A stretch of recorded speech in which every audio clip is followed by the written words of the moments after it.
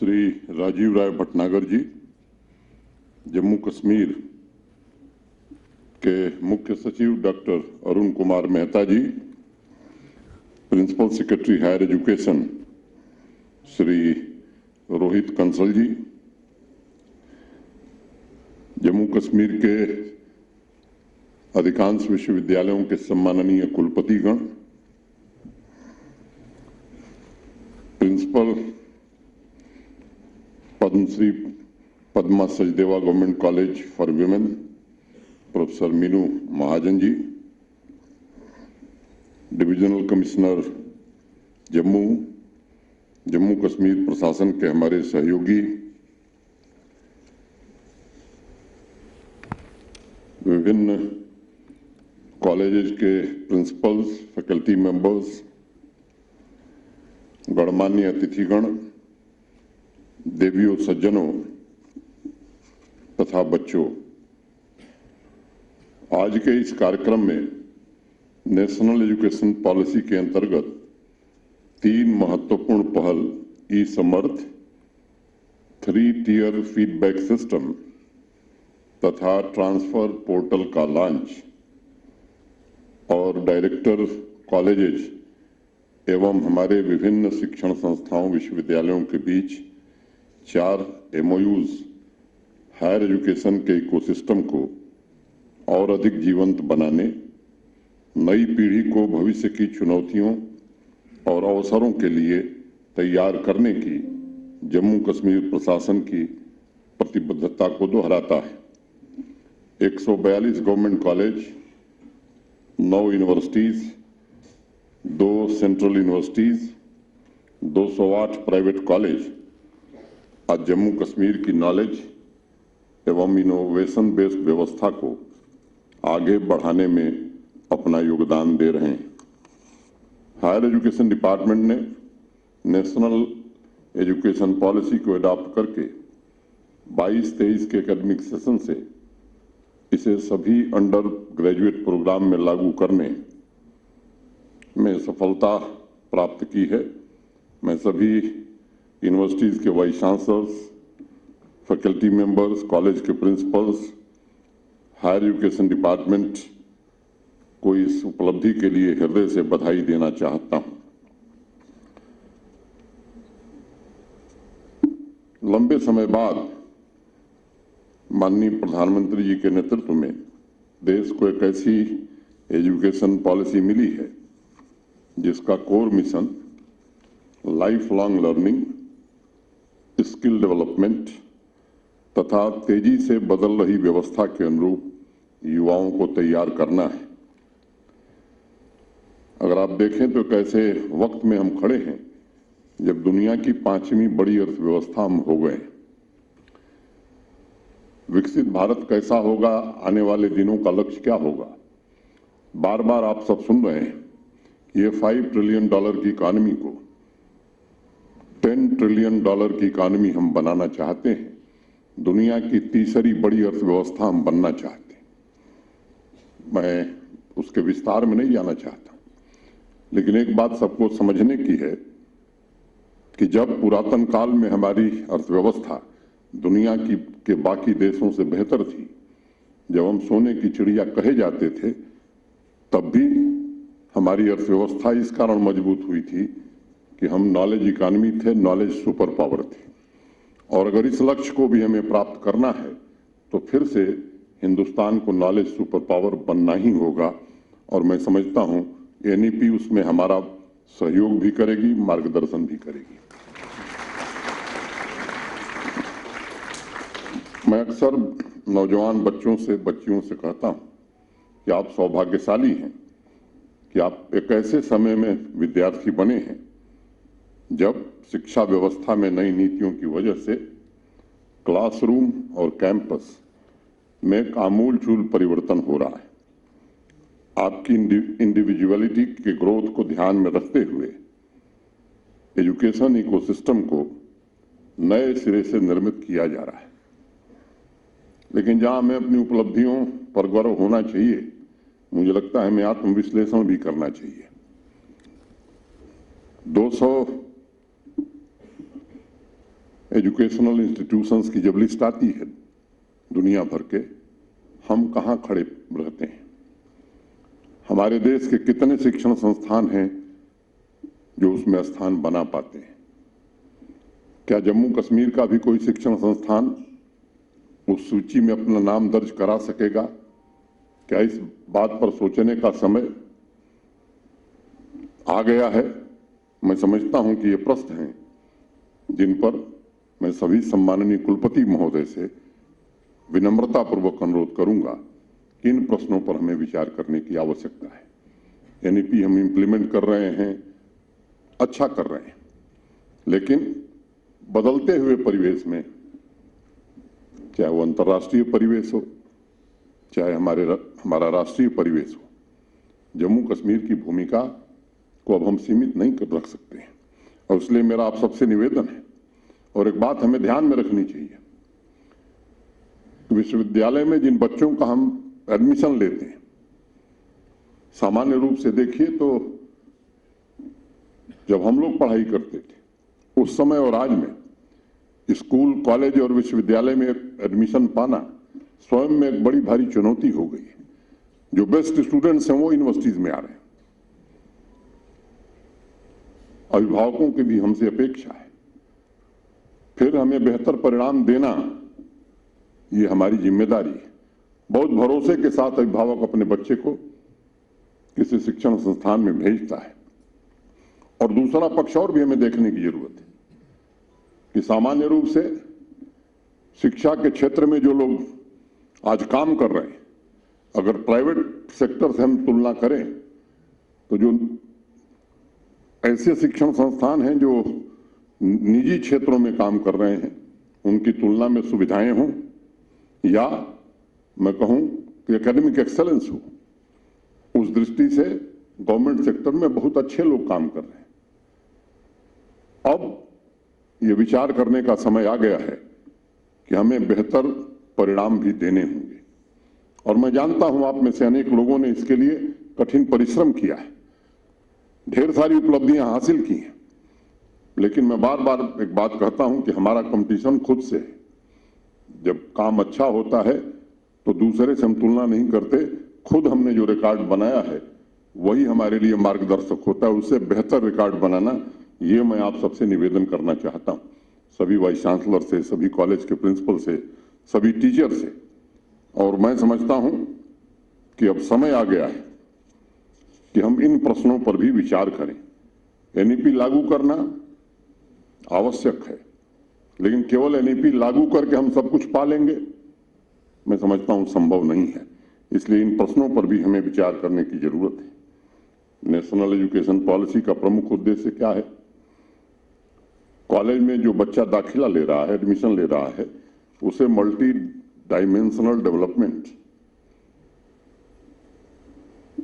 कैसे मिल सके, नौकरी खोजने के बजाय समाज के बाकी लोगों को कैसे रोजगार दे सके, थियरी और प्रैक्टिकल के ज्ञान के बीच जो गैप मौजूद है, उस गैप को कैसे भरा जा सकता है। एनवायरमेंटल, साइंटिफिक, टेक्निकल ट्रांसफॉर्मेशन और ग्लोबलाइजेशन की वजह से सामाजिक और आर्थिक व्यवस्था में बहुत तेजी से परिवर्तन हो रहा है। मेहता जी जिक्र कर रहे थे।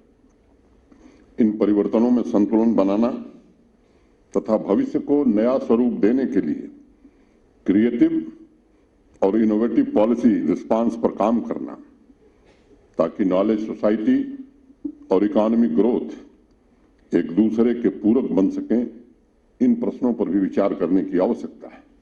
जिस प्रकार आज परिवर्तन तेजी से हो रहे हैं, जिस तेजी से नई तकनीक को अडॉप्ट किया जा रहा है, उससे ये अनुमान लगाया जा सकता है कि नई पीढ़ी अगर अपना कैरियर तलाश कर रही है तो कम से कम ग्रोथ के लिए एक नहीं 7 एडिशनल स्किल्स की अब जरूरत पड़ेगी। और बहुत से शिक्षाविद मानते हैं कि इन सभी स्किल्स में 21वीं सदी के 3 स्किल्स, डिसिप्लिनरी स्किल, थिंकिंग एवं क्रिएटिविटी स्किल और सोशल और बिहेवियरल स्किल की आवश्यकता सबसे ज्यादा होगी। आज हमारे सामने सबसे बड़ी चुनौती क्या है? नौजवानों को ऐसे वातावरण, नौजवानों को इस तरह तैयार करना, ऐसी टेक्नोलॉजी के लिए तैयार करना जो अभी मौजूद नहीं है, भविष्य में आने वाली है। आज जो नवीनतम टेक्नोलॉजी है, कल पुरानी हो जा रही है। कोविड के दौरान हमने देखा है, निकट भविष्य में इसे हम कैसे करें, मुझे लगता है कि इसके लिए हमको काम करने की जरूरत है। अभी बताया गया अंडर ग्रेजुएट डिग्री प्रोग्राम का फोकस यूथ को, नौजवान को भविष्योन्मुख स्किल्स में पारंगत बनाना है। वो स्वयं अपने पैरों पर खड़ा हो सके, बेहतर शुरुआत कर सके। एक सशक्त प्लेटफॉर्म कॉलेज और यूनिवर्सिटी उनको प्रदान करें। मुझे विश्वास है कि हायर एजुकेशन डिपार्टमेंट, हमारी यूनिवर्सिटीज, हमारे कॉलेज निश्चित रूप से इस काम को पूरी तरह से कर पाएंगे। विद्यार्थियों से मैं विशेष रूप से कहना चाहता हूं कि जब हम कॉलेज में आ रहे हैं, यूनिवर्सिटी में आ रहे हैं, तो करिकुलम जो पढ़ाया जा रहा है वो तो ठीक है। मुझे लगता है कि खुद को भी इस बात के लिए तैयार करने की आवश्यकता है और टीचर से भी मेरा निवेदन होगा कि अपने बच्चों को हम तैयार करें कि वे प्रश्न पूछने की आदत डालें। Start asking questions. मैं क्या पढ़ रहा हूं, मैं क्यों पढ़ रहा हूं, ये सवाल अब आपको पूछने की आवश्यकता है स्वतः से। और जो हम पढ़ रहे हैं उस पढ़ाई का उपयोग जम्मू कश्मीर के लिए और देश के लिए हम कैसे कर सकेंगे। मैं समझता हूं कि अब इस दिशा में हमें आगे बढ़ने की जरूरत है। नए करिकुलम के बारे में बताया गया कि 3+1 का कोर्स फ्रेमवर्क स्टूडेंट्स को मल्टी डिसिप्लिनरी नॉलेज प्रदान करने के अलावा मल्टीपल एंट्री और एग्जिट भी प्रदान करता है। साइंस, सोशल साइंसेस, आर्ट्स के बीच जो बैरियर्स थे, इन बैरियर्स को तोड़ता है। कई दशकों बाद हम इन बैरियर्स के बारे में कई दशकों से हम सुनते आए, जिसकी वजह से साइंस और ह्यूमैनिटीज के बीच न चाहते हुए भी एक बड़ी दीवार खड़ी कर दी गई थी। हम शायद इस बात को भूल गए थे कि नया आविष्कार करने के लिए आइडियाज कहीं से आ सकते हैं।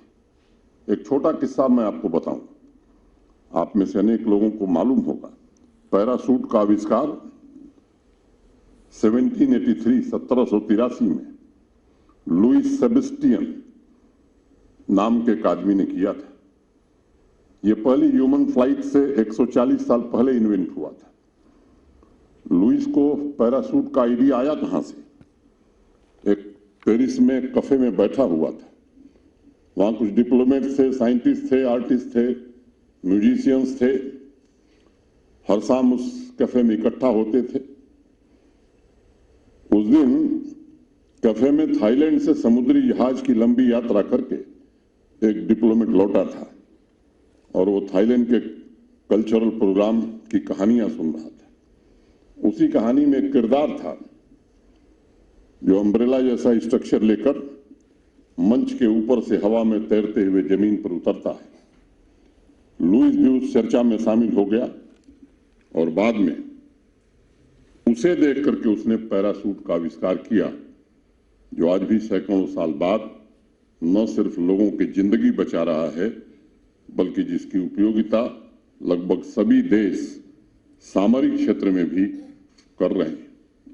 और इसलिए नई एजुकेशन पॉलिसी कॉलेज कैंपस को एक लिक्विड प्लेटफॉर्म का स्वरूप प्रदान करती है, जहां हर विषयों के आइडियाज इकट्ठे होकर राष्ट्र निर्माण में अपना योगदान दे सकेंगे और सही मायने में 21वीं सदी का नागरिक बनाने के लिए बच्चों को तैयार कर सकेंगे। मैं मानता हूं फ्यूचर इनोवेटर्स तथा लीडर्स की ट्रेनिंग के लिए हायर एजुकेशन में इंटरडिसिप्लिनरी करिकुलम तथा मल्टी डिसिप्लिनरी सिस्टम नई स्ट्रेटजीज के साथ महत्वपूर्ण हिस्से हो सकते हैं और इस व्यवस्था को हम कैसे 100% लागू करें, इसका ईमानदारी से प्रयास हमें करने की आवश्यकता है। इस व्यवस्था में स्टूडेंट्स अपनी चॉइस से सब्जेक्ट ले सकेंगे। अंडर ग्रेजुएट प्रोग्राम के चौथे वर्ष में अभी जो MOU साइन हुए हैं, आपने देखा है मौका मिलेगा उस विद्यार्थी को कि 75% से ज्यादा अगर मार्क्स पाया है बच्चे ने तो रिसर्च या ऑनर्स डिग्री का ऑप्शन उसको रहेगा। अगर वो रिसर्च करना चाहता है तो ट्रेंड फैकल्टी द्वारा उसे गाइड किया जाएगा। इस प्रक्रिया को सीमलेस बनाने के लिए अभी हायर एजुकेशन डिपार्टमेंट ने और एक इकोसिस्टम और HERIE ये शुरू कर रहा है। सभी रिसर्च प्रोग्राम से संबंधित यूनिवर्सिटी के मेंटरशिप के कार्यक्रम को भी जम्मू और कश्मीर डिवीजन में शुरू करने के लिए मैं हायर एजुकेशन डिपार्टमेंट और उसके प्रमुख सचिव श्री रोहित कंसल को बधाई देना चाहता हूं।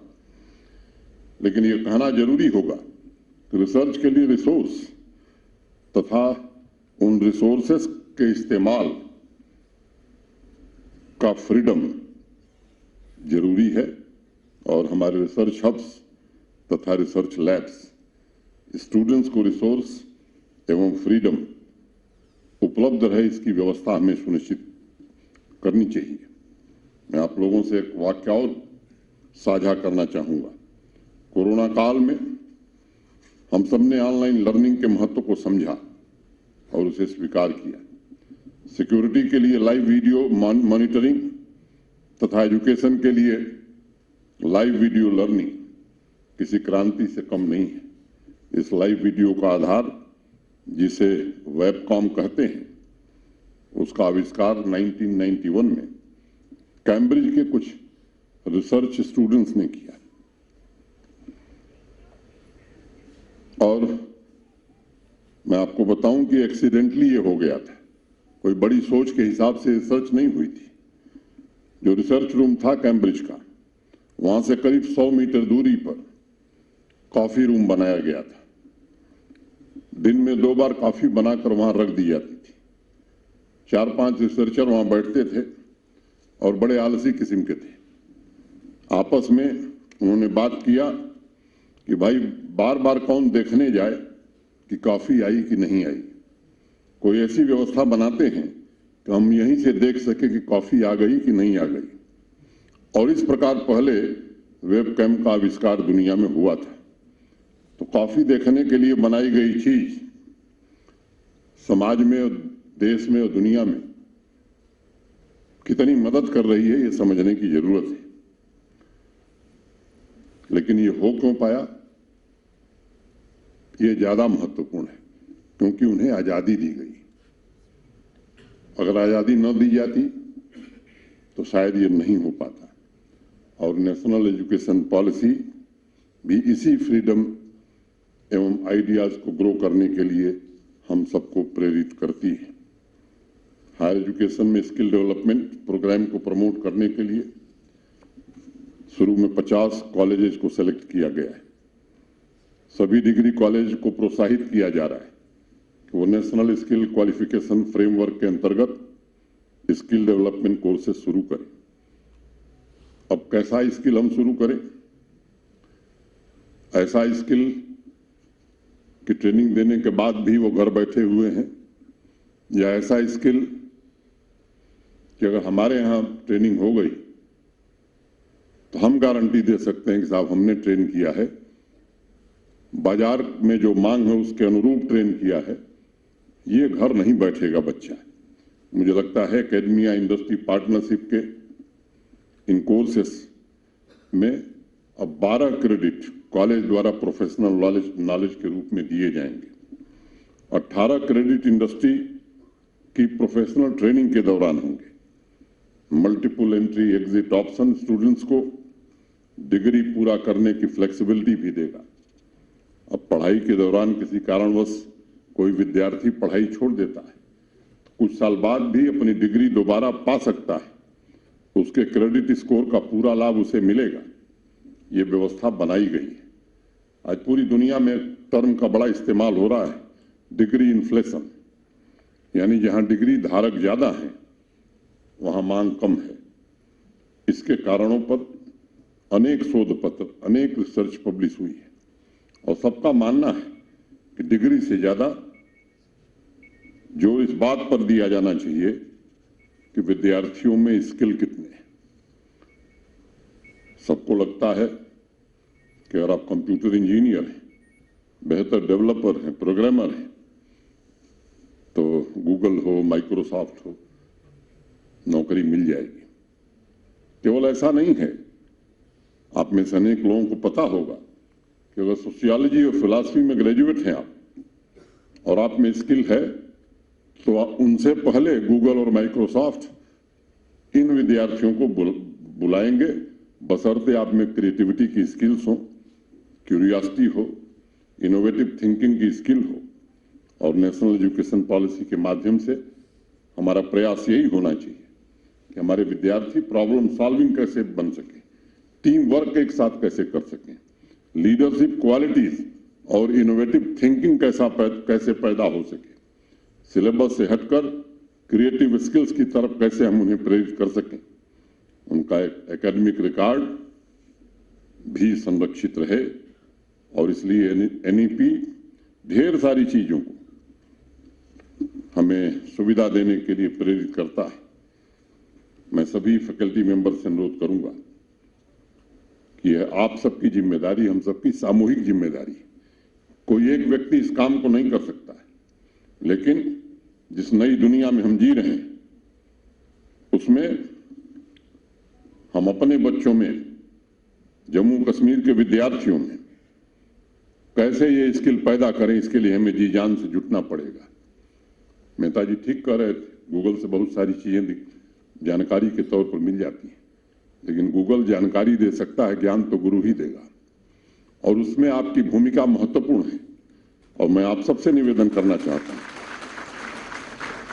कि इस अच्छे से कैसे हम इस पूरी व्यवस्था को चला सकें। एक छोटा सा संवाद आपका, एक छोटी सी आपकी पहल रिसोर्स फ्रीडम नए आविष्कार को जन्म दे सकता है। और जम्मू कश्मीर के बच्चे भी पैरासूट या वेबकैम का इन्वेंशन आने वाले दिनों में कर सकें, ऐसी व्यवस्था हमें बनाने की कोशिश करनी चाहिए। इसलिए मैं आप सबसे आग्रह करना चाहता हूं कि आप सब मिल करके एक ऐसी व्यवस्था जम्मू कश्मीर में, मैं बधाई देता हूं कि सभी यूटीज में पहली बार हमने लागू किया।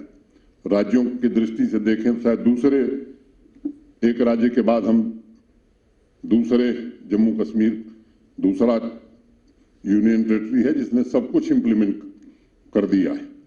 मैं आपसे प्रार्थना करता हूं कि आज स्टार्टअप और यूनिकॉर्न के युग में जम्मू कश्मीर की युवा पीढ़ी को इनोवेशन, स्टार्टअप्स की ओर कैसे हम प्रेरित कर सकें। इस परिवर्तन के साथ पूरे एजुकेशन सिस्टम को और जम्मू कश्मीर को सशक्त बनाने में सबसे ज्यादा भूमिका विश्वविद्यालयों की हो, महाविद्यालयों की हो, इसमें आपका योगदान मिले, मैं यही प्रार्थना आपसे करने आया हूं। रोहित कंसल जी 2-3 दिनों बाद भारत सरकार जाएंगे। मैं अपनी ओर से, आप सबकी ओर से इन्हें बहुत साधुवाद देता हूं। कम समय में हायर एजुकेशन में बहुत ही बेहतरीन काम इन्होंने किया है और मैं इनको इसके लिए बधाई देता हूं। उम्मीद करता हूं कि जल्दी भारत सरकार से वापस फिरा करके काम अधूरा रहे तो उसको पूरा करें। And certainly we will miss you. एक स्टेट यूनिवर्सिटी एक्ट को लेकर के बहुत चर्चा है, कई सम्माननीय कुलपतियों से मेरी चर्चा हुई है। मैं रोहित कंसल जी से मैंने कहा था, वो जा रहे हैं इसलिए आपसे संवाद नहीं कर सके। ढेर सारे विषयों पर हम फ्लेक्सिबल हैं, लेकिन कुछ बुनियादी चीजें हैं जिसकी चर्चा मैंने आपसे की है। बृहद कंसल्टेशन के बाद उसे एक रूप दिया गया है। आपके जो भी सुझाव होंगे उसे जरूर विचार किया जाएगा और शिक्षा, उच्च शिक्षा खास तौर से आपको चलाना है, मुझे या चीफ सेक्रेटरी साहब को नहीं चलाना है। लेकिन ये हम जरूर आपसे निवेदन करेंगे कि व्यवस्था हम ऐसी बनावें जो लक्ष्य हम प्राप्त कर सकें, जिन लक्ष्यों का जिक्र मैंने किया है। इतनी ही बात कहते हुए मैं आप सबके प्रति हृदय से कृतज्ञता ज्ञापित करते हुए अपनी बात यहीं पूरी करता हूं। धन्यवाद। जय भारत।